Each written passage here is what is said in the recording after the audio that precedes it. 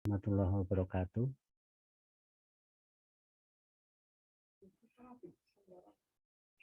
Assalamualaikum warahmatullahi wabarakatuh. Waalaikumsalam. Ya, selamat siang, salam sehat sejahtera semuanya. Para pembicara yang akan tampil di siang hari ini, ya sebagaimana sudah terlaksana tadi pagi di dalam pembukaan juga sesi keynote speaker sudah kita ikuti bersama, bahwasanya kerjasama antara program studi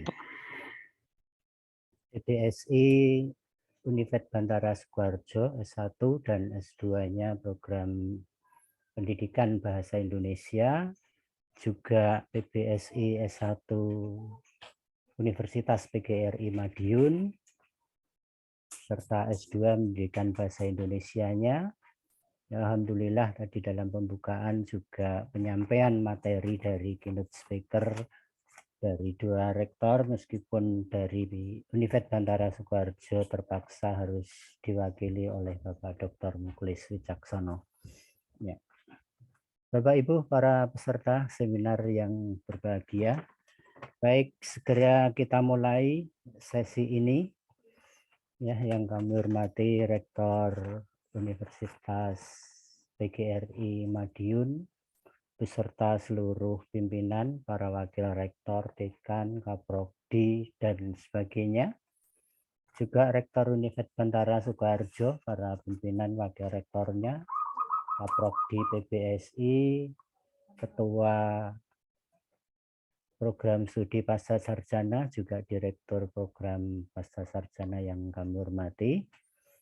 Para peserta yang berbahagia siang hari ini, ya alhamdulillah hari ini matahari begitu cerah bersinar setelah 2 hari hampir tidak menampakkan diri. Siang malam gerimis hujan, hari ini agak panas. Baik, sebagaimana yang dijadwalkan, kita masuk di sesi kedua pada hari pertama seminar yang dilaksanakan secara virtual antara Univet Bantara Sukoharjo dengan Universitas PGRI Madiun hari ini. Di sesi ini untuk kelompok ini ya, karena kita terbagi dalam 2 kelompok untuk sesi ini, akan ditampilkan Denisa Khotijah Larasati dari Universitas Veteran Bangun Nusantara Sukoharjo. Berikutnya nanti Mbak Septiani Lestari dari Universitas PGRI Madiun. Nanti kita buat selang-seling begitu. Halo Mbak Septiani Lestari, sudah bergabung?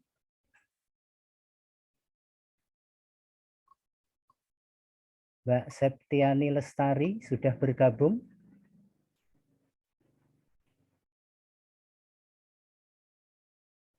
Belum tampak. Berikutnya nanti Ani Setiawati dari Univet Bantara. Dilanjutkan yang keempat Mas Kenang Agung Jati. Halo Mas Kenang, sudah bergabung? Mas Kenang dari Universitas PGRI Madiun sudah bergabung?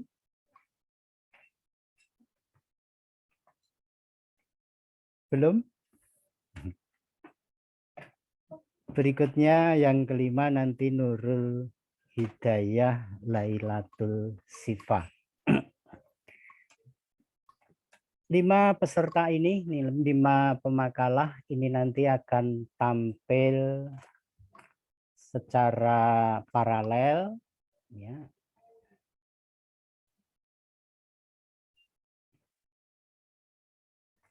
Dengan sistem panel, setiap pemakalah nanti menyajikan makalahnya kisaran waktu 15 menit. Berikutnya nanti dilanjutkan dengan tanya jawab dalam satu rangkaian waktu untuk 5 pemakalah secara bersama-sama. Baik, sekali lagi saya sapa Mbak Septiani Lestari sudah bergabung di forum ini.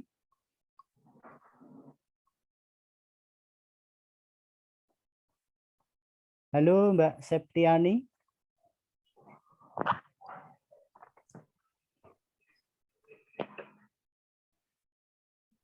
Selamat datang Pak Parmin. Selamat datang Pak Karno, masih di kampus nih Pak Karno. Oh Sambil iya, melayani mahasiswa. Banyak yang konsultasi ini masih banyak. Ya, selamat di kampus. Mas Kenang sudah bergabung, Mas Kenang Agung Jati dari Universitas PGRI Madiun.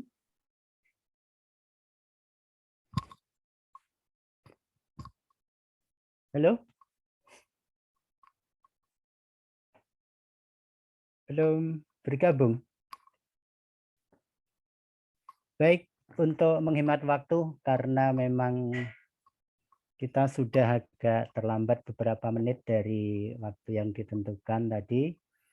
Ya, sekarang lewat 47 menit, berarti sudah 17 menit dari awal pertemuan.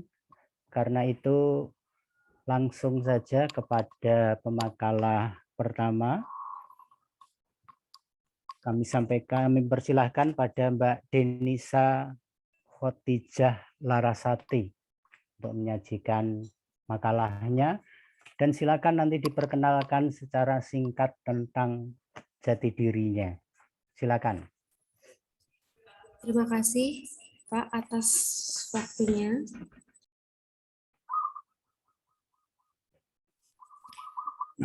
Sebelumnya, Assalamualaikum warahmatullahi wabarakatuh. Waalaikumsalam warahmatullahi wabarakatuh. Yang terhormat Rektor dari Universitas PGRI Madiun dan Rektor dari Universitas Veteran Bank Nusantara Sukoharjo.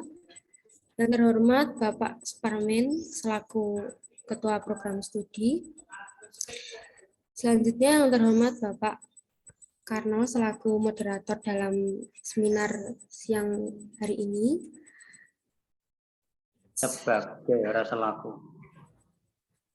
Ya, Pak. Maaf.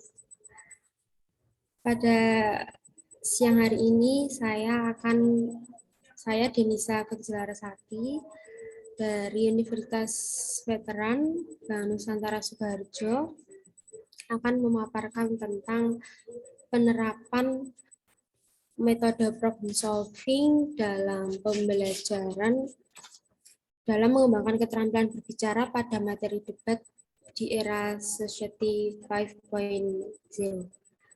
Mohon maaf, ini poster saya yang share screen atau moderator? Ya, Pak.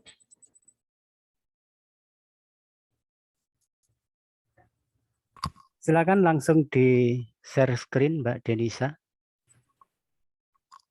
Mohon maaf, belum dijadikan co-host itu, Pak. Ya, mohon operator host di Madiun. Halo?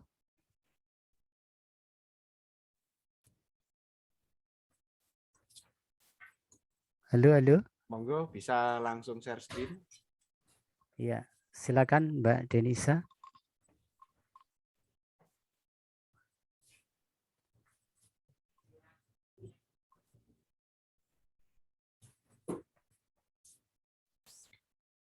Bagaimana? Apakah sudah terlihat share screen saya? Sudah. Sudah, Mbak, sudah. Terima kasih Pak atas waktunya untuk saya menyampaikan poster saya pada siang hari ini. Bismillahirrahmanirrahim. Penerapan metode problem solving dalam mengembangkan keterampilan berbicara pada materi debat di era Society 5.0. Debat merupakan salah satu keterampilan berbicara, namun masih banyak siswa yang berbicara di depan umum saat berdebat masih ada kendala. Karena itu diperlukan pencarian metode pembelajaran yang tepat untuk mengembangkan keterampilan berbicara siswa khususnya dalam hal debat. Tujuan penelitian ini adalah mengetahui bagaimana penerapan metode problem solving dalam materi debat kelas 10 semester 2. Hasil penelitian dalam penerapan metode problem solving dalam pembelajaran debat sebagian besar positif, yakni secara umum memberikan pengaruh positif untuk siswa, yakni siswa merasa senang, tertarik, merasa tertantang mengikuti pembelajaran debat dan mempermudah siswa dalam memecahkan masalah lain dalam kehidupan sehari-hari. Yang pertama, pendahuluan. Yang melatar belakangi adanya penelitian ini adalah masih banyak sekali peserta didik terkendala dalam berbicara di depan umum saat di kelas atau di kehidupannya sulit, masih ada kendala. Di era Society 5.0 ini perlu dipersiapkan sumber daya yang mampu bersaing, sumber daya manusia yang mampu bersaing untuk menghadapi era ini. Tentunya pendidik harus menghadirkan pembelajaran yang bersifat 4C, yaitu critical thinking and problem solving, communication, collaboration, and creativity and innovation. Jadi seorang guru harus menciptakan suatu konten pembelajaran yang menarik untuk siswa agar siswa itu benar-benar bisa memahami atau mengerti tentang sesuatu pembelajaran tersebut. Kenyataannya masih banyak siswa yang belajar depan umum masih ada kendala. Dengan menerapkan metode problem solving dalam materi debat ini, diharapkan dapat meningkatkan kemampuan siswa dalam berbicara dan memecahkan sebuah permasalahan dengan berpikir kritis. Keterampilan berbicara dalam belajar merupakan kebutuhan pokok yang harus dipenuhi oleh siswa dalam mencapai hasil belajar. Dengan adanya penerapan keterampilan berbicara, dapat memberikan ruang untuk siswa atau peserta didik ini untuk menyampaikan gagasannya, menyampaikan ide, saran, dan bisa mengeksplor tentang pengetahuannya, meng-share tentang pengetahuannya di depan umum. Maka dengan itu diperlukan adanya keterampilan berbicara. Keterampilan berbicara sendiri harus diberikan sebuah latihan yang biasa dipandu oleh guru di kelas untuk melatih skill berbicaranya. Yang selanjutnya adalah salah satu hal yang penting dalam pembelajaran adalah pemilihan metode yang tepat. Dengan pemilihan metode yang tepat, suatu pembelajaran dapat disampaikan dengan baik atau dengan pembelajaran yang baik sehingga peserta didik lebih cepat menerima materi tersebut, lebih tahu apa isi materi tersebut. Salah satu metode pembelajaran yang saya ambil adalah metode problem solving. Metode problem solving adalah salah satu metode dengan cara peserta didik diberikan suatu masalah untuk selanjutnya menganalisis masalah tersebut sebagai upaya untuk memecahkan masalah. Jadi guru memberikan suatu masalah kepada peserta didik, kemudian peserta didik tersebut harus menganalisis atau masalah tersebut dan memberikan sebuah diharapkan menggunakan metode problem solving ini dalam pembelajaran akan lebih menarik perhatian siswa dan memacu kreativitas siswa dalam memecahkan suatu masalah.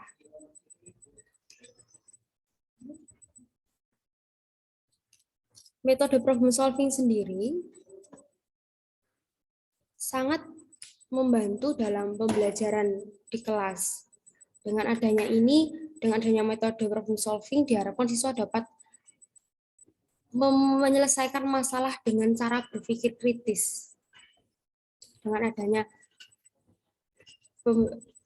Dengan berpikir kritis diharapkan peserta didik dapat menyelesaikan masalah dengan kelompoknya atau temannya dengan cara bersama-sama. Selanjutnya, metode. Dalam penelitian ini menggunakan metode analisis kritis, yaitu mendeskripsikan gagasan manusia tentang objek tertentu. Objek kajian dalam metode ini adalah gagasan atau ide yang dipaparkan dalam bentuk media cetak, baik berupa naskah primer atau naskah sekunder. Teknik pengumpulan data menggunakan penelitian kepustakaan atau library research yang dilaksanakan dengan menggunakan literatur kepustakaan dari penelitian sebelumnya.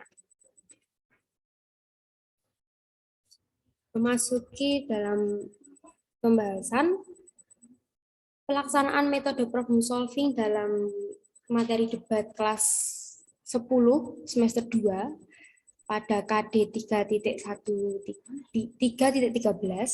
menganalisis isi debat, permasalahan atau isu, sudut pandang, dan argumen beberapa pihak dan simpulan.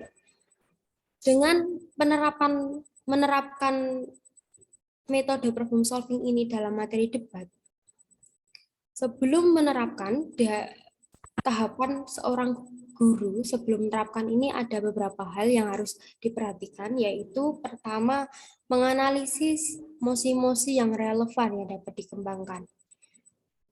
Sebagai seorang guru, sebelum memberikan materi diharapkan dapat menganalisis mosi-mosi atau topik pembahasan untuk hal yang dapat diperdebatkan saat nanti debat dilakukan di kelas. Misalnya dengan pemilihan topik yang terjadi di sekitar kehidupan peserta didik. Dengan adanya pengambilan materi atau topik atau mosi yang ada di sekitar peserta didik, diharapkan peserta didik dapat menguasai materi tersebut, menguasai topik tersebut. Misalnya yaitu tentang pembelajaran daring yang tidak efektif dilakukan saat pandemi. Topik ini menarik, mosi ini menarik untuk dikembangkan dalam debat karena topik atau mosi ini terjadi di kehidupan peserta didik itu sendiri, sehingga peserta didik tersebut siap atau peserta didik itu mampu menguasai topik tersebut. Jadi ada hal yang bisa dibicarakan dalam debat nanti. Yang kedua, guru bisa memberikan sebuah topik yang kedua, yaitu tentang dilarang membawa handphone ke sekolah. Topik ini cukup menarik karena di sini ada pro dan kontra antara pembawaan handphone ke sekolah itu mempunyai dampak positif dan dampak buruk. Dan ini bisa diperdebatkan nanti di saat di kelas. Dan peserta didik menguasai topik tersebut. Yang kedua, menyajikan sebuah permasalahan untuk dijadikan praktik pengembangan bahan ajar pelajaran bahasa Indonesia. Setelah guru menganalisis mosi-mosi yang relevan, kemudian guru memberikan suatu isu atau permasalahan dengan menerapkan metode problem solving ini. Misal memberikan isu tentang belajar daring yang tidak efektif di saat pandemi. Kemudian peserta didik berpikir kritis dan mencari kesimpulan bagaimana pemecahan masalah ini. Yang ketiga, merancang proses pembentukan kelompok, cara kerja, penilaian individu maupun kelompok. Setelah itu guru sebelum melaksanakan debat harus merancang proses pembentukan kelompok. Misal dalam satu kelas dibagi 4 kelompok, yang satu kelompoknya terdiri 4 sampai 5 anggota.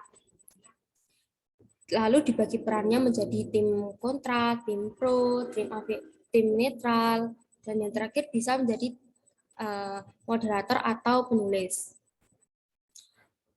Cara kerja yang ini harus dibentuk oleh guru agar debat lebih efektif, atau cara kerja debat di kelas ini lebih terstruktur dan lebih memberikan kegiatan yang seru untuk peserta didik dalam mengekspor pengetahuannya tentang topik tersebut. Cara kerja yang dilakukan dengan tim pro memberikan argumennya, kemudian dengan durasi 5 menit, tim kontra memberikan argumennya selama 5 menit, seperti itu. Yang kedua, penilaian individu. Penilaian individu bisa dilakukan dengan sebelum penilaian individu ada aturan. Aturan ini digunakan untuk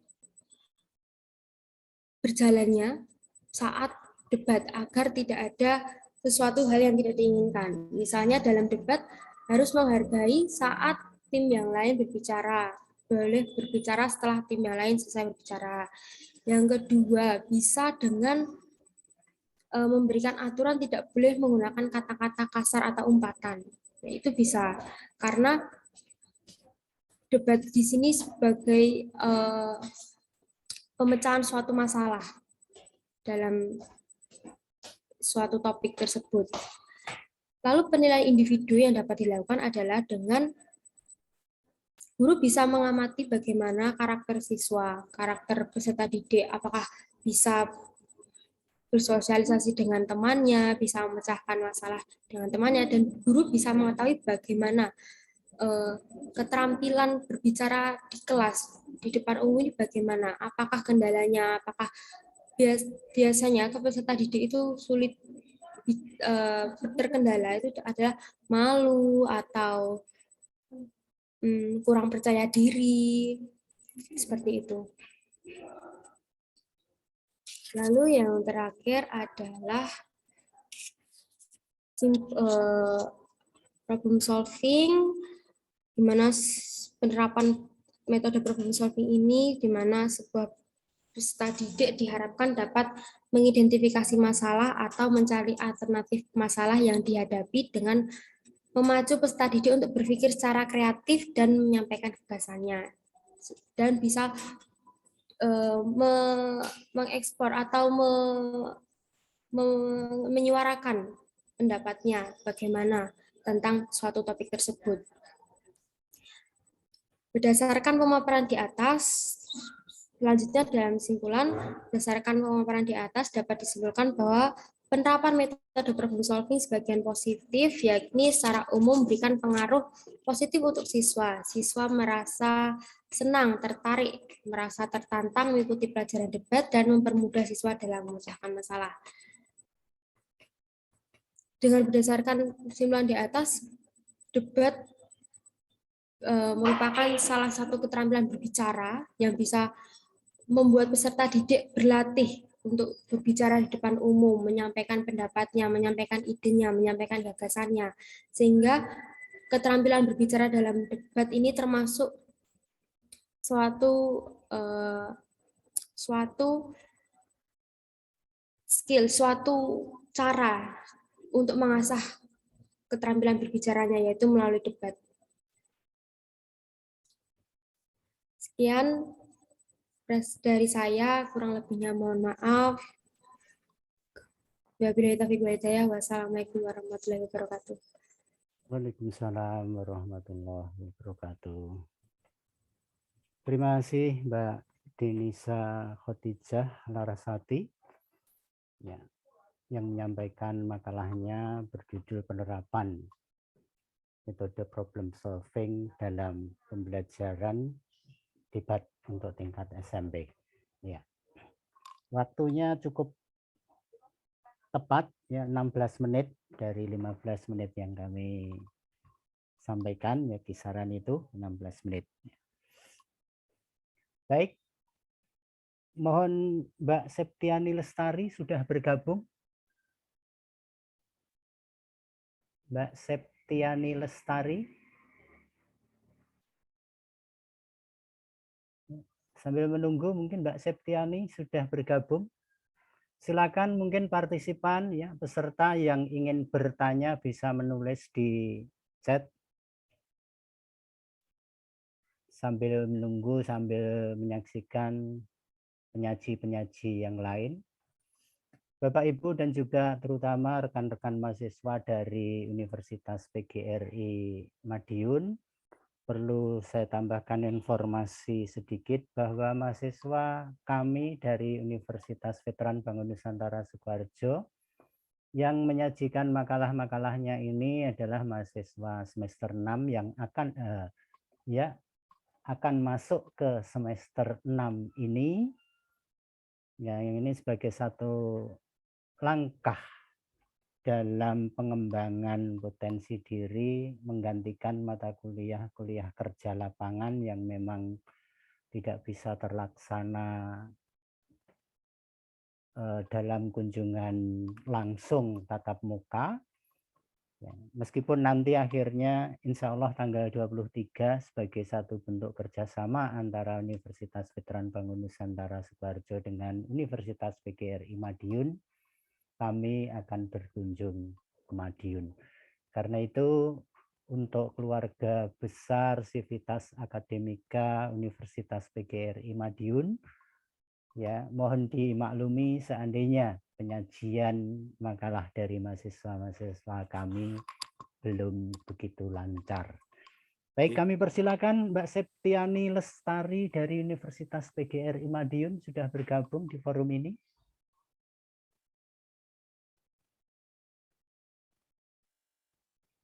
Belum kelihatan bergabung?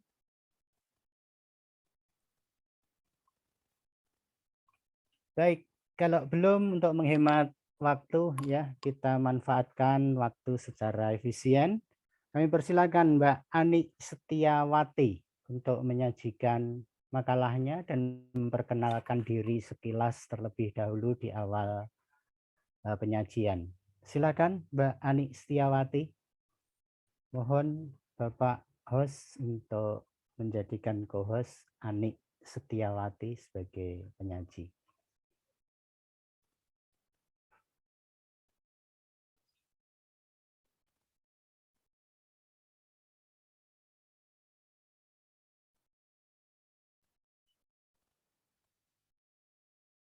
Mbak Ani? Mana Ani Setiawati? Iya, Pak. Sebentar ya, Pak. Ya.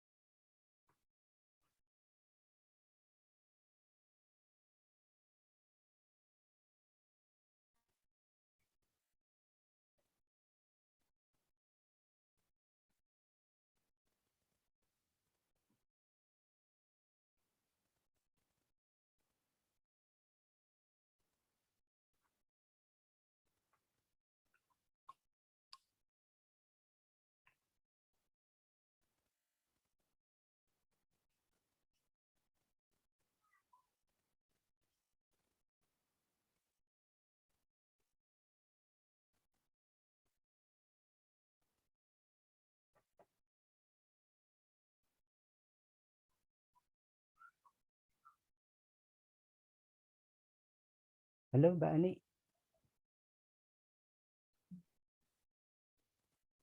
Loading, Mbak. Mau share screen masih loading, Mbak.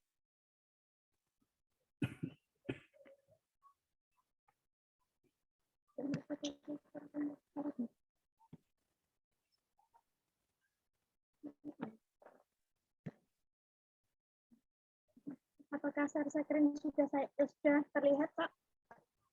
Sudah.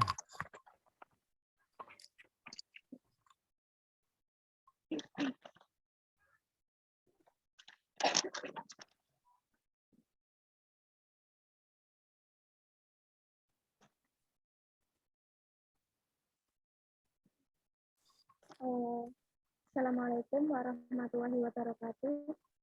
Waalaikumsalam warahmatullahi wabarakatuh. Yang terhormat kepada Bapak Rektor PGRI Madiun dan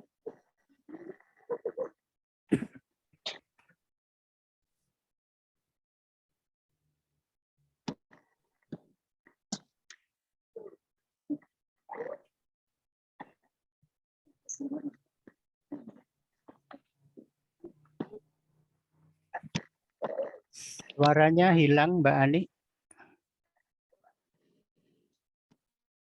Coba cek sound dulu, Mbak Ani. Cek sound dulu. ya Pak, mohon maaf Pak, ini laptopnya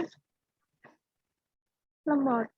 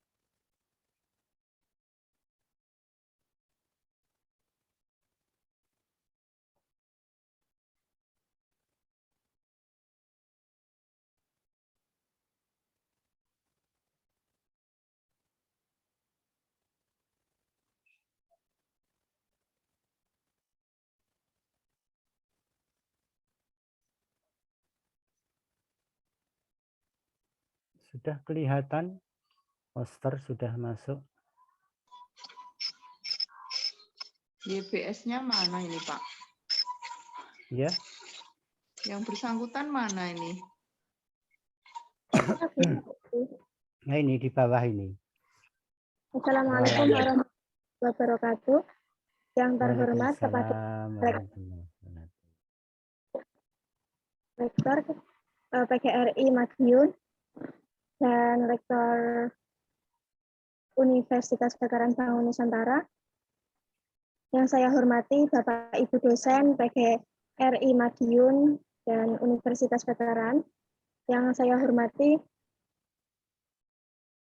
peserta yang ikut webinar pada siang hari ini. Di sini saya akan menyampaikan poster tentang mengembangkan keterampilan menyimak melalui kegiatan menceritakan kembali isi film The Era Society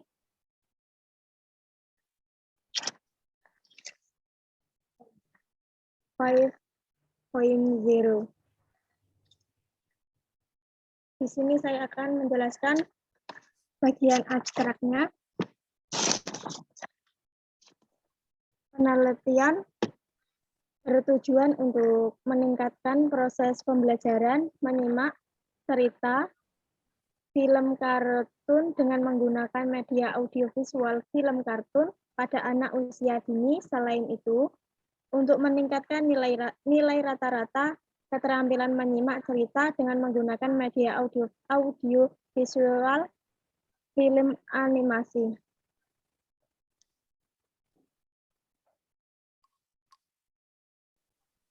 Selanjutnya, bagian pendahuluan. Keterampilan menyimak merupakan keterampilan bahasa yang pertama dilalui oleh setiap manusia dan saling berkaitan dengan keterampilan bahasa yang lain. Bahwa menyimak sebagai keterampilan bahasa yang sangat mendasar secara konsisten, saling terkait, campur tangan dengan kemampuan bahasa lainnya, yaitu berbicara, membaca, dan menulis.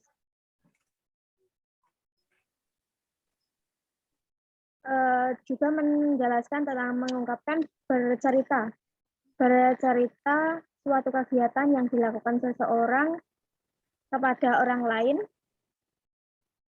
secara lisan dengan alat mengenai apa yang harus disampaikan dalam bentuk pesan, informasi, atau hanya sebuah film yang dikemas dalam bentuk cerita yang dapat didengarkan.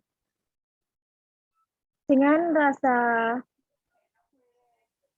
menyenangkan, kegiatan bercerita adalah suatu kegiatan yang dilakukan seseorang kepada orang lain dengan alat atau tanpa alat tentang suatu hal yang harus disampaikan dalam bentuk pesan, informasi, atau hanya sebuah film yang untuk didengarkan dan ditonton dengan rasa yang menyenangkan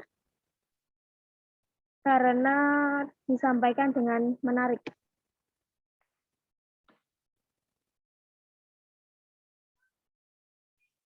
Dalam pendahuluan juga menjelaskan tentang film. Film kartun adalah salah satu karya cipta yang menggunakan fasilitas aplikasi komputer multimedia dengan menggabungkan antara gambar, teks, audio, animasi, dan video sehingga seolah-olah gambar dalam dapat bergerak dan bersuara yang selanjutnya dapat disusun menjadi suatu cerita yang menarik.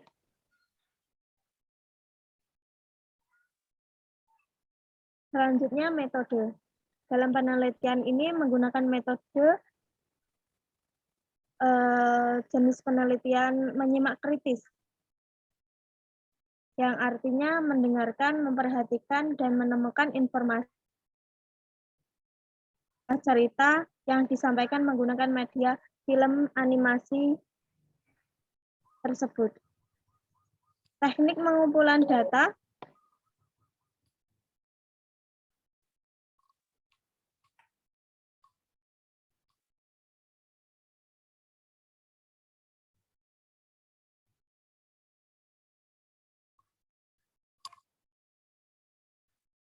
Terganggu lagi Mbak Ani suaranya?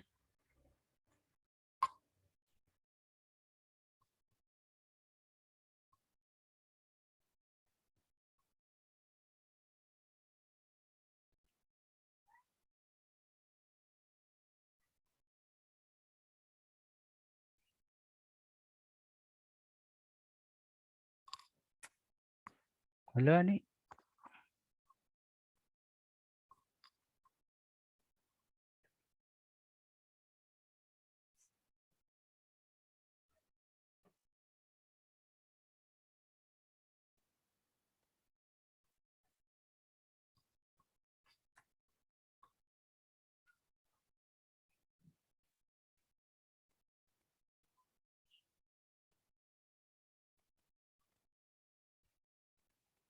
Halo Ani.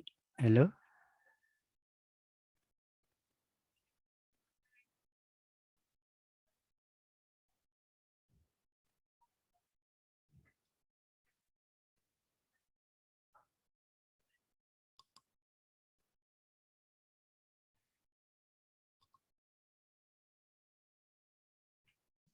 Malah hilang, Mbak Ani.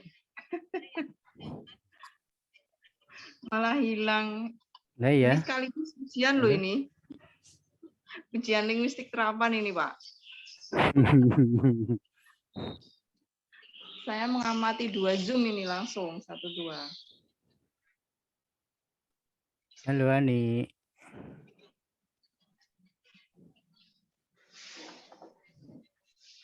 Hilang sinyal apa ya? Harus cari posisi yang sinyal aman.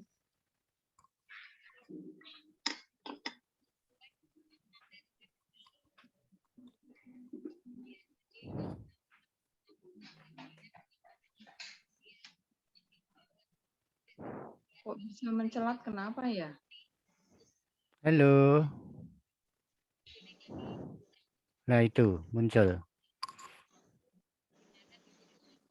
Anik mana Anik? Halo Ani. Anik Setiawati itu loh. Mohon maaf ya Bapak, soalnya sinyalnya kurang mendukung. Di Saya rumah lanjut atau di mana ini? di kampus, Pak. Pakai wifi. Oh. Cuma di kampus ya. Habis Besok terkena petir, belum pulih. Ya. Ya bisa dilanjut. Silakan.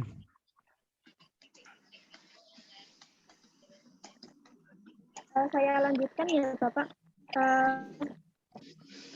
Saya menjelaskan tentang pembahasan.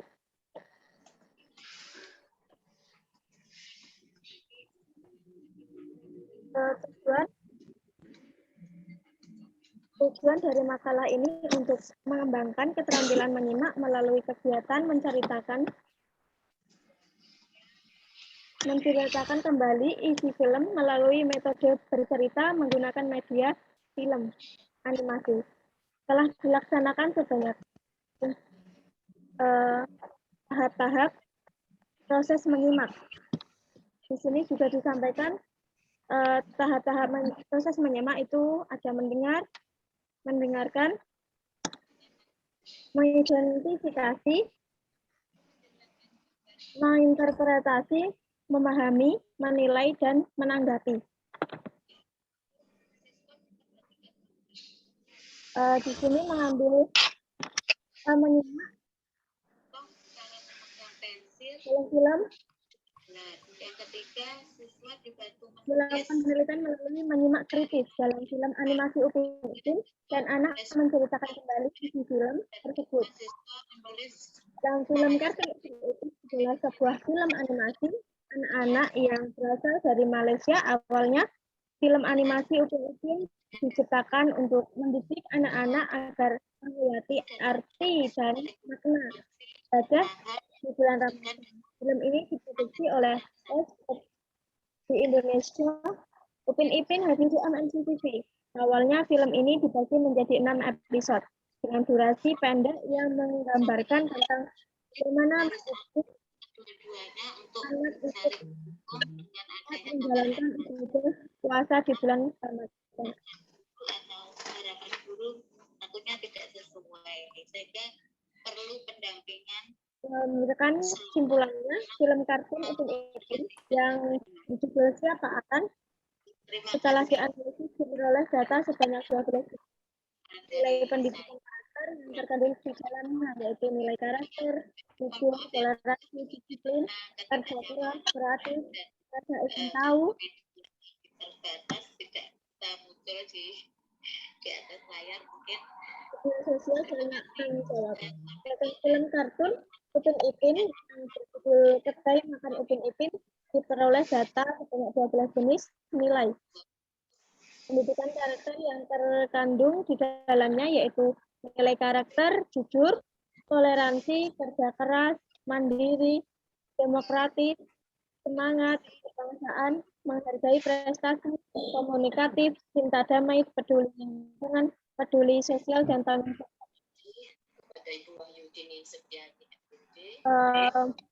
Sekian presentasi dari saya. Jika ada salah kata, saya mohon maaf.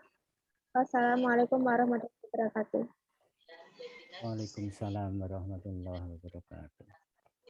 Ya, meskipun tersendat-sendat dan juga sempat terhenti, ya, apa yang disampaikan Ani Setiawati, ya, pemanfaatan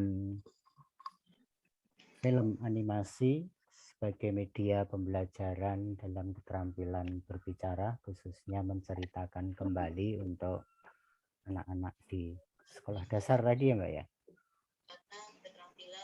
Di sekolah dasar. Iya, Bapak. Anak Iya, sindikat. Bapak. Ya. Baik. Sekali lagi saya informasikan kepada para peserta yang ingin bertanya, silahkan menuliskan di chat terlebih dahulu. biar nanti lebih efektif di dalam pemanfaatan waktu. Baik, pembicara yang ketiga, kami panggil kembali Mbak Septiani Lestari dari Universitas PGRI Madiun sudah bergabung.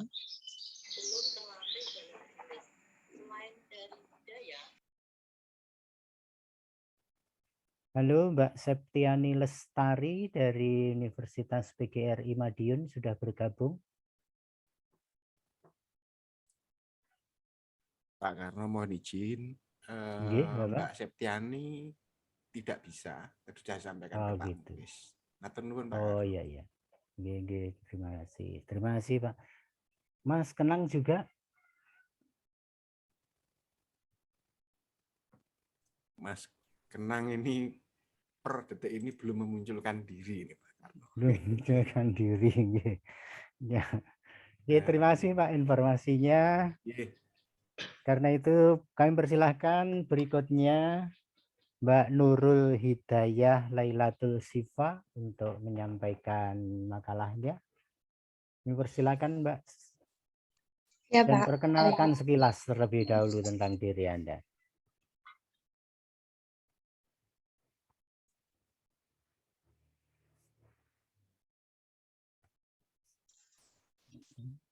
Baik, terima kasih atas waktunya.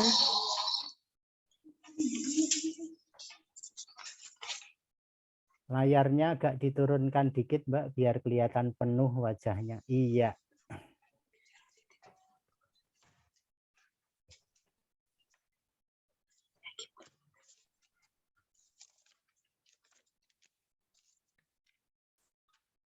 Sebelumnya, Assalamualaikum warahmatullahi wabarakatuh. Waalaikumsalam warahmatullahi wabarakatuh.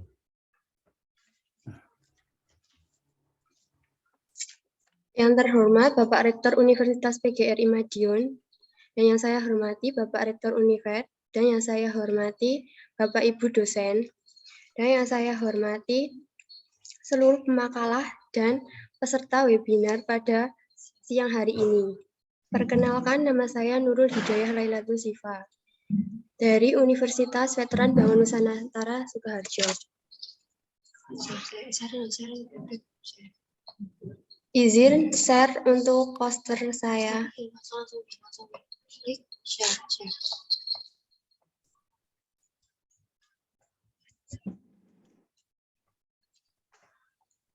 Di sini saya akan menyampaikan poster yang berjudul Pembelajaran Menulis Puisi dengan Metode Pergrup di SMP Era Society 5.0.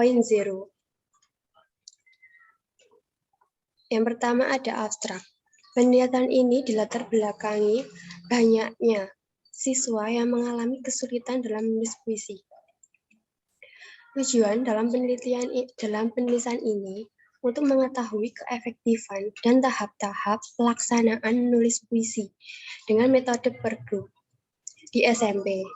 Hasil penulisan ini menunjukkan bahwa penerapan metode pergrup ini dalam menulis puisi ini sangat tepat dan efektif karena dengan menggunakan metode ini peserta didik dapat meningkatkan kemampuan siswa dalam menulis puisi. Kemudian selanjutnya adalah pendahuluan.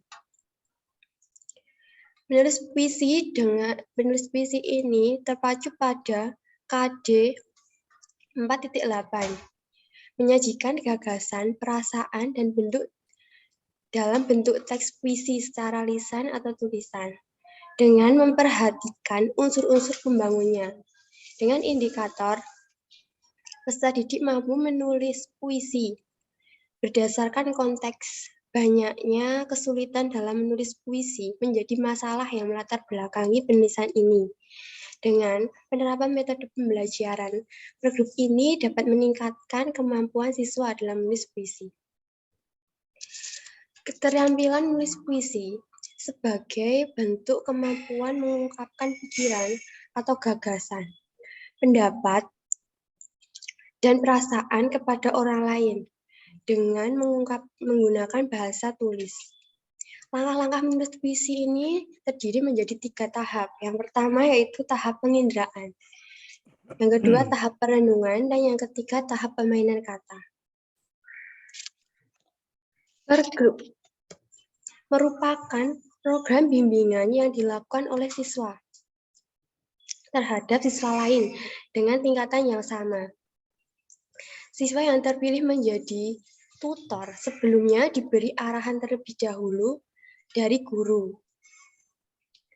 Society 5.0 merupakan konsep teknologi yang berpusat pada manusia dengan teknologi untuk menyelesaikan masalah sosial yang terintegrasi ke dalam ruang virtual dan ruang maya. Kemudian metode.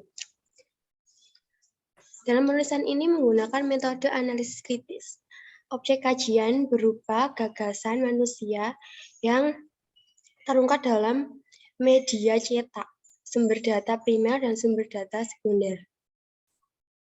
Selanjutnya pembahasan. Keterampilan yang pertama dalam pembahasan ini ada keterampilan menulis puisi. Menulis puisi merupakan salah satu bentuk komunikasi tidak langsung yang menitik beratkan pada pengungkapan diri, ide, atau gagasan, perasaan, atau emosi.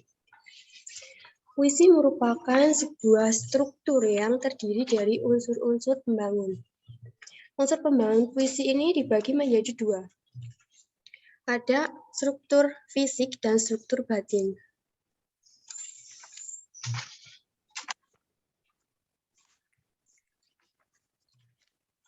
Yang kedua ada metode per grup. Metode per grup ini merupakan pembelajaran yang populer saat ini.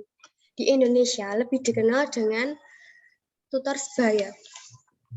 Pembelajaran tutor sebaya ini dilakukan dengan cara seorang siswa yang lebih pandai membantu peserta siswa yang lain dalam tingkatan yang sama. Jadi, pemilihan tutor ini diambil dari peserta didik yang memiliki prestasi yang lebih tinggi dibandingkan teman-temannya yang lain.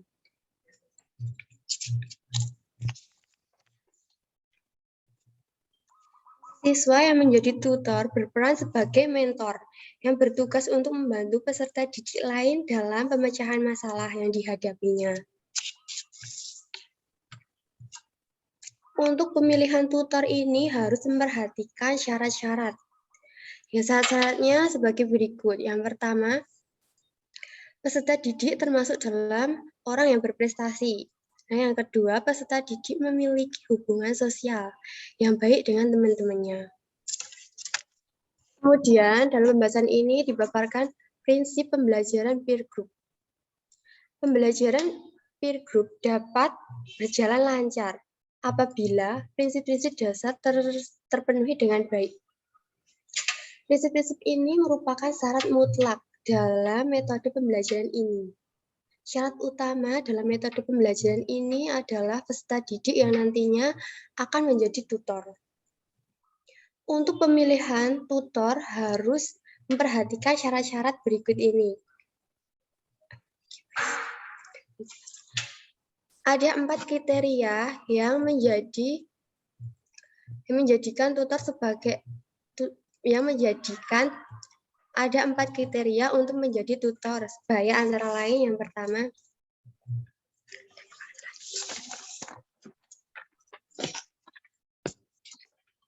pertama, ada siswa yang ditunjuk menjadi tutor, ditugaskan untuk membantu siswa yang mengalami kesulitan berdasarkan atas arahan guru. Yang kedua, siswa yang terpilih menjadi tutor hendaknya diperhatikan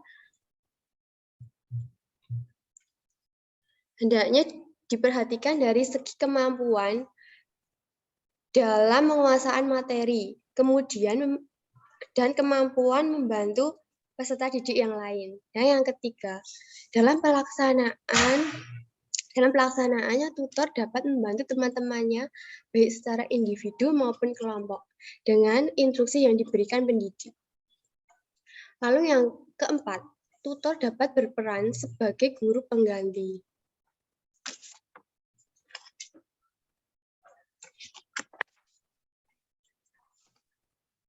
Yang keempat ini dipaparkan dalam pembahasan ada tahap pelaksanaan pembelajaran menulis puisi dengan metode bergrup.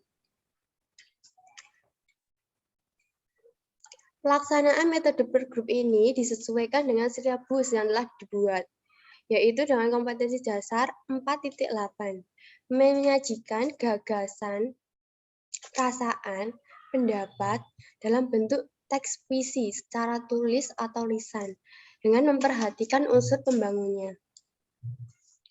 Pembelajaran menulis puisi dengan metode bergrup ini dapat berlangsung melalui beberapa tahap.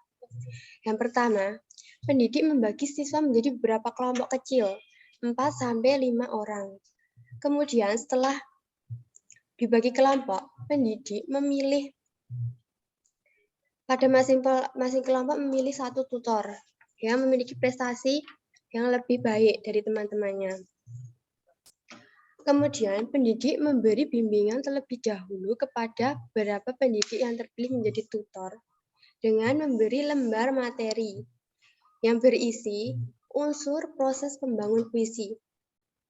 Yang pertama, unsur pembangun puisi terbagi menjadi dua struktur, yaitu unsur fisik dan unsur batin.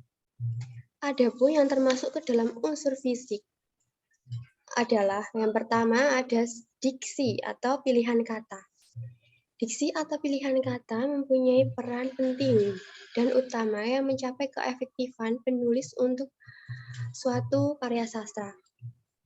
Diksi ini merupakan salah satu unsur yang ikut membangun keberadaan puisi. Berarti pemilihan kata yang dilakukan penyair yang mengekspresikan gagasan dan perasaan-perasaan menggenjolak dan bergejolak dalam diri penyair. Yang kedua ada bahasa kias atau pemajasan. Bahasa kias adalah bahasa yang digunakan penyair untuk mengatakan sesuatu dengan cara yang tidak biasa, yakni dengan secara tidak langsung mengungkapkan makna. Kata-kata atau kebahasaan bermakna kias atau makna lambang. Yang ketiga ada citraan atau pengimajinasian. Citraan atau imaji adalah gagasan, gambaran-gambaran atau angan-angan, atau bayangan-bayangan visual dan bahasa yang menggambarkannya. Yang keempat ada bunyi. Bunyi dalam puisi bersifat estetik, yaitu dengan mendapatkan keindahan dan tenaga ekspresif.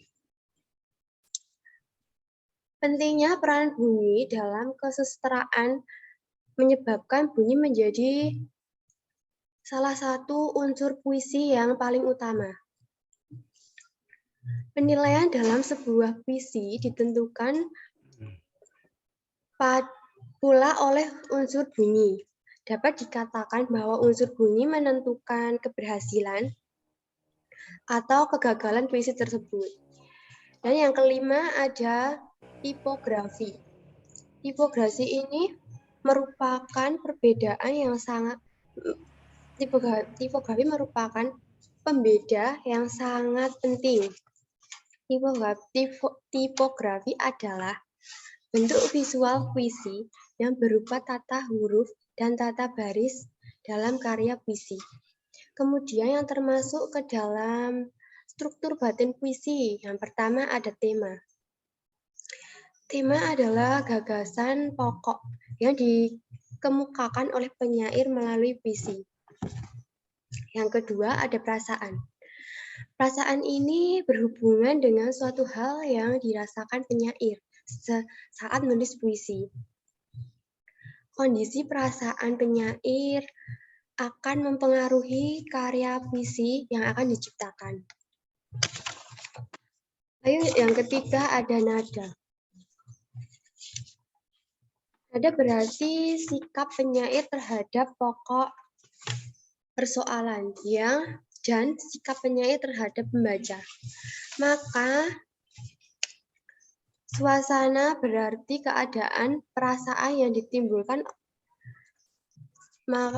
oleh pengungkapan, nada, dan lingkungan yang ditangkap oleh panca indera. Yang terakhir ada amanat.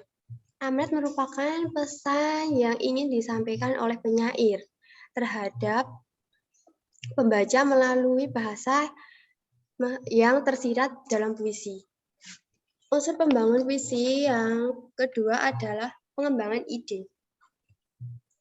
Pengembangan ide dalam menulis puisi ini dapat dilakukan dengan cara yang pertama, mengamati lingkungan sekitar. Mengamati lingkungan, pengembangan ide dengan mengamati lingkungan sekitar ini dapat menggugah siswa dalam berekspresi yang ditulis dalam puisi dengan cara memperhatikan peristiwa-peristiwa atau objek yang dilihat, didengar, ataupun yang dialami oleh siswa. Contohnya objek yang berupa pohon beringin, digambarkan tentang keadaan luar dari pohon beringin. Jadi, dengan mengamati pohon beringin dapat dituangkan ke dalam tulisan puisi dengan menggunakan kata-kata. Yang kedua, pengembangan ide dengan cara refleksi diri atau suasana hati. Pengembangan ide dengan cara refleksi diri atau suasana hati penulis ini terbilang cukup menggugah siswa dalam berekspresi dengan cara melihat suasana hati penulis. Kita dapat mengekspresikan sebuah emosi, sebuah rasa pesona, kekaguman, kekerasan, kegelisahan, bahkan dapat merefleksikan segala ungkapan hati yang bermakna kemudian dapat dituangkan dalam bentuk karya. Unsur pembangun puisi yang ketiga ada tahap penulisan puisi. Pada tahap ini, siswa diharapkan dapat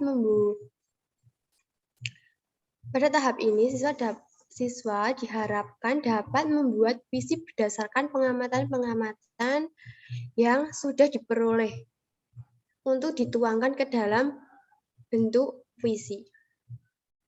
Kemudian setelah tutor diberi arahan oleh guru atau pendidik, tutor disuruh kembali ke kelompok masing-masing dan berdiskusi bersama.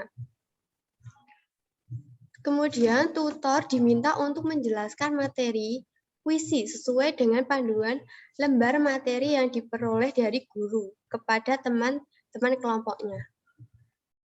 Selama proses pembelajaran berlangsung, pendidik memperhatikan aktivitas peserta didik agar pembelajaran tetap kondusif. Lalu yang selanjutnya kesimpulan dari paparan yang saya paparkan di atas.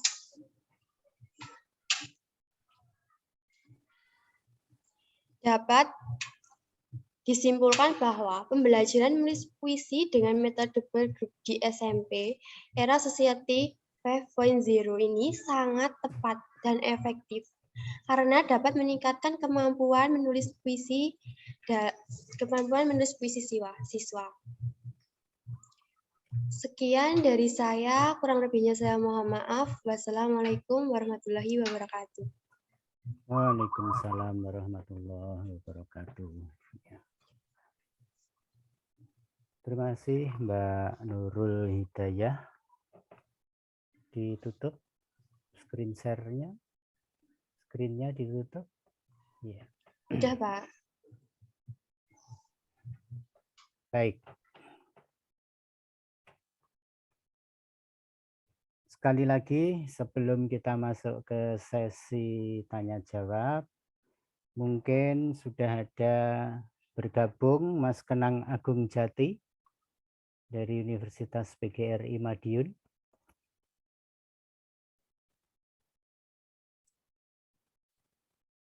Halo Mas Kenang Agung Jati.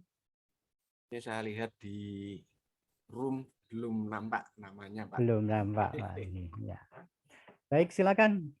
Oh, Mas Kenang sakit, Pak. Ada kabar ini di chat. Iya. Terima kasih informasinya.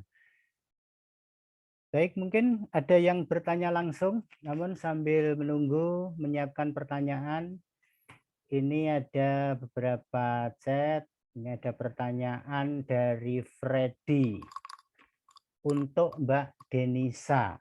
Pertanyaannya, sebagai guru atau calon guru di dalam pembelajaran debat dengan model problem solving, bagaimana mengatasi jika siswa atau peserta didik yang tidak cakap berbicara untuk praktek debat dengan siswa lain?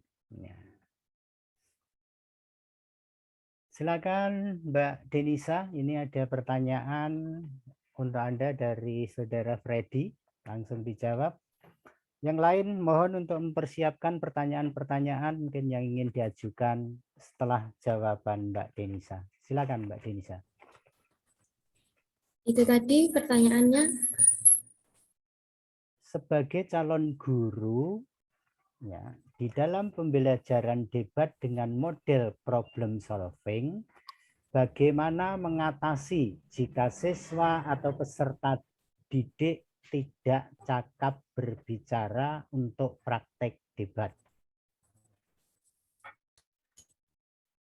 Menurut saya,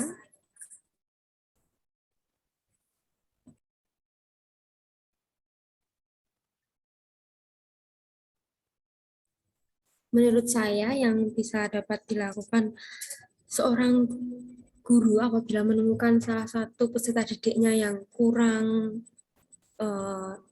terampil dalam berbicara, yaitu memberikan kesempatan. Misal dalam debat, sebelum debat dimulai pasti kan ada sebuah diskusi. Nah, nanti salah satunya bisa coba kamu yang menyampaikan pendapatnya gitu, melatih mentalnya peserta didik untuk berbicara, gitu Pak mungkin.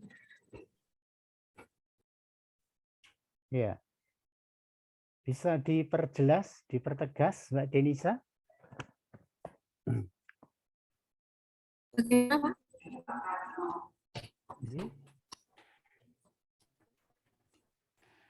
Ya, sementara itu silakan mungkin pertanyaan-pertanyaan yang lain yang ingin langsung bertanya, silakan.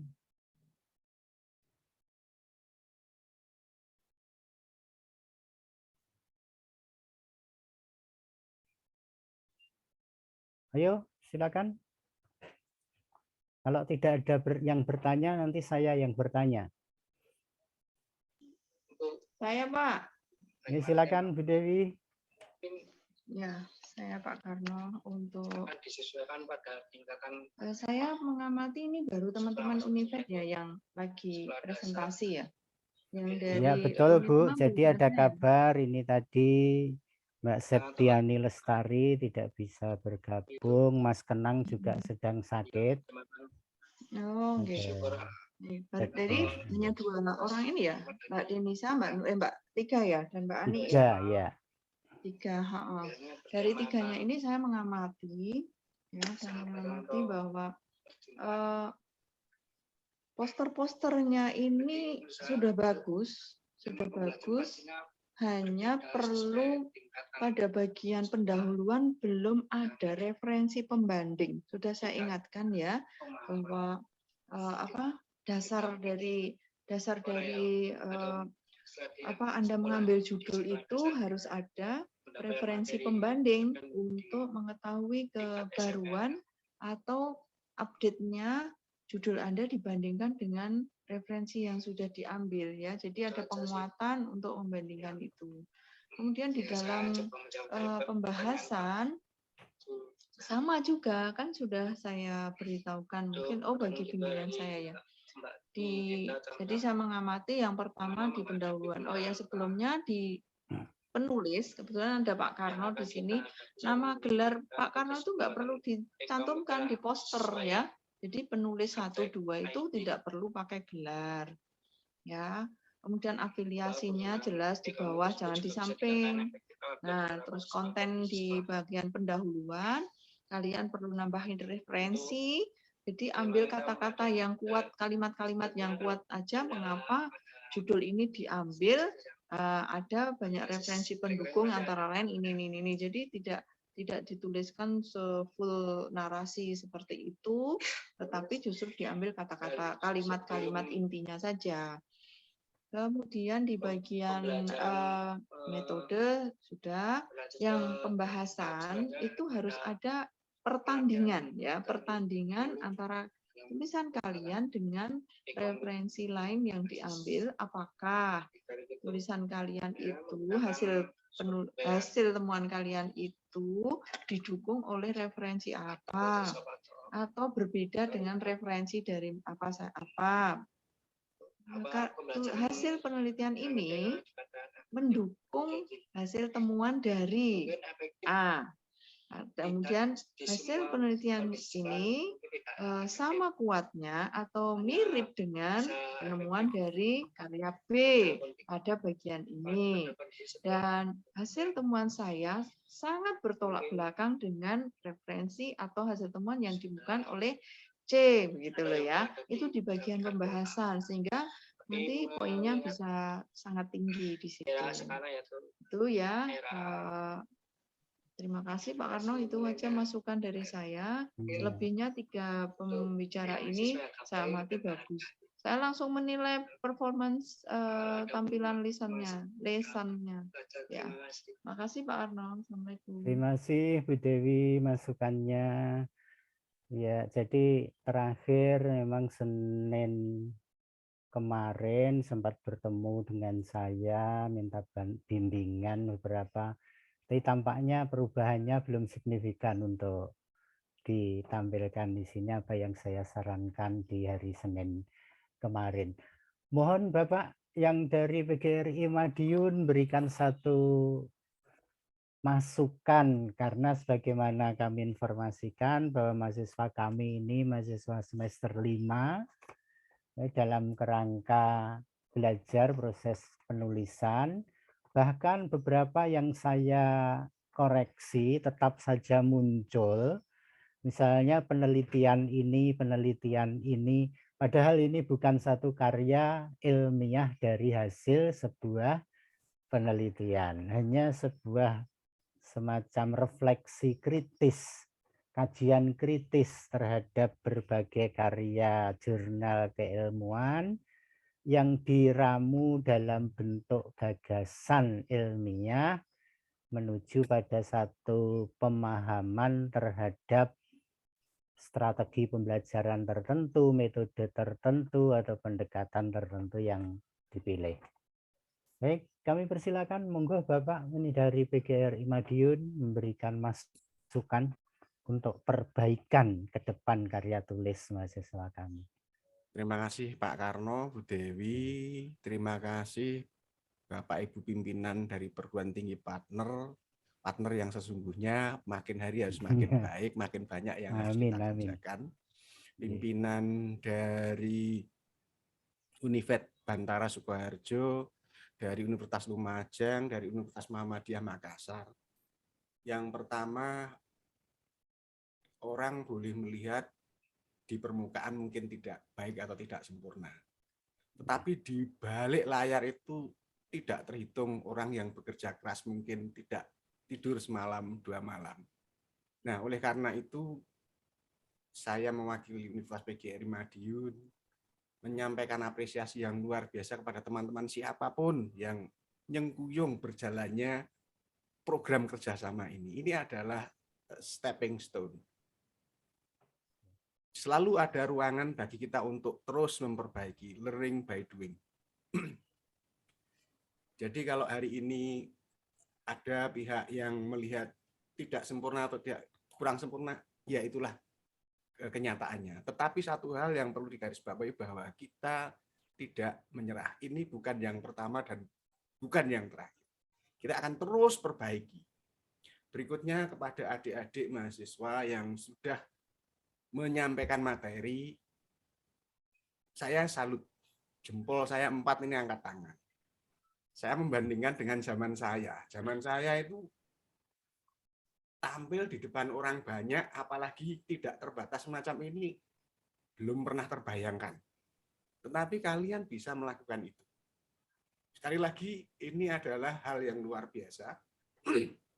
Ini adalah keterampilan soft skill yang sangat dibutuhkan pada RI 4.0, kemudian Society 5.0. Jadi kalian sudah menginvestasi skill yang dibutuhkan untuk itu. Bahwa di sana sini ada kekurangan, iya. Karena tidak akan pernah ada sesuatu yang dibangun satu malam. Rumah itu dibangun lama sekali. Tetapi kita tidak boleh terjebak bahwa kita alon-alon atau melakukan, tidak. Kita akan tetap bersemangat untuk memperbaiki, makin cepat, makin baik. Bapak Ibu yang kami hormati, sekali lagi adik-adik, kalian adalah orang-orang yang hebat. Zaman saya nggak ada orang seperti ini.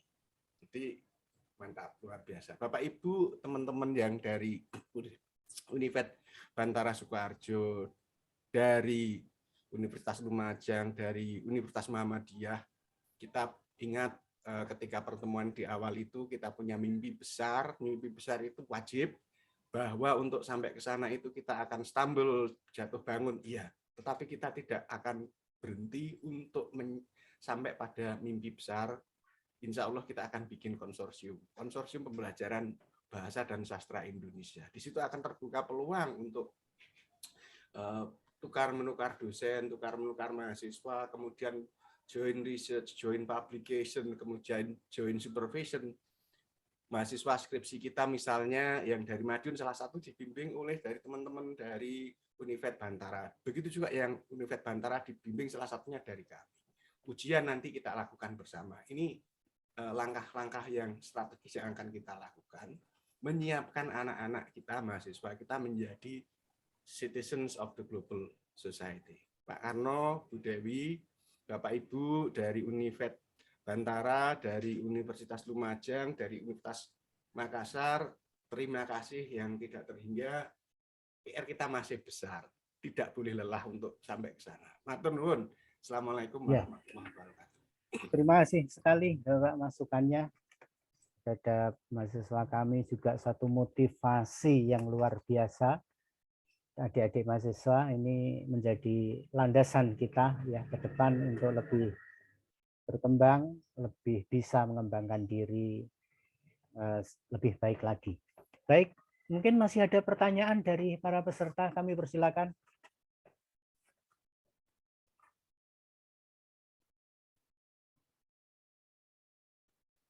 Ya, tampaknya sudah tidak ada lagi. Di chat juga ada masukan ini dari Pak Benediktus Sudiono. Terima kasih Pak Beni memberikan masukan. Ya, satu saran juga sama seperti yang disampaikan Bapak dari Universitas PGRI Madiun. Ini sebagai satu langkah bersama. Jadi harapan itu tadi seandainya terwujud benar-benar satu hal yang luar biasa. Mahasiswa nanti bimbingannya saling silang antara Universitas PGRI Madiun dengan Universitas Veteran Bank Nusantara Sukoharjo. Baik, kalau memang sudah tidak ada karena tidak hadirnya, Pak. Ya, harus diwujudkan ya Pak Sigit. Amin, ya. mudah-mudahan. Ya, Bu Dewi wajib, manut Bu Dewi saya. Bimbing silang. Iya. Mantap Bu Dewi. Pengampu kebijakan nanti bisa rapat, berkoordinasi lebih lanjut. Iya. Baik, kalau memang sudah tidak ada, sebelum kita tutup, silakan Mbak Denisya disiapkan untuk foto bersama. Biar ya, diberi aba-aba biar bisa pose. Bentar Pak, saya juga mau pose. Yang pakai laptop saja. Iya Pak, iya Bu. Oke, 1, 2, 3. Lagi bisa menggunakan gaya bebas. 1, 2, 3. Terima kasih sudah Pak. Karena Baik, kita akhiri sesi ini. Terima kasih fasilitasi yang disediakan oleh Universitas PGRI Madiun. Kita masih berjumpa kembali besok pagi, siang juga, sampai dengan hari Jumat untuk acara Temu Maya lewat Zoom meeting webinar bersama dengan topik pembelajaran bahasa dan sastra Indonesia pada era Society 5.0 ini. Terima kasih pada semuanya, pada pembicara-pembicara sore hari ini, juga pada peserta semuanya yang telah terlibat, juga operator yang mendampingi kita bersama pada sore hari ini. Kita akhiri dengan bacaan hamdalah bersama-sama. Alhamdulillah. Terima kasih. Assalamualaikum warahmatullahi wabarakatuh. Waalaikumsalam. Selamat sore. Salam sejahtera semuanya. Kita siapkan betul semester depan. Jadi kita mulai tukar-menukar kurikulum semester depan apa yang keluar. Kemudian panjenengan menyiapkan mahasiswa siapa. Kemudian kita kirim dosen siapa, panjenengan juga itu juga teman-teman dari Lumajang, dari Makassar. Terima kasih semuanya. Terima kasih. Iya, ini malah ada tambahan dari Gorontalo, Pak, mau gabung, Pak. Wow, mantap nih, tambah gede gitu ya. Dan Bengkulu. Gorontalo dan Bengkulu siap. Mantap, Bu Dewi. Untuk chapternya ini. Ya, samikna wa atokna sama Bu Dewi. Amin. Sip, Bapak Ibu semua, assalamualaikum. Waalaikumsalam warahmatullahi wabarakatuh. Izin live nggih, masih mau bimbing nih buat besok.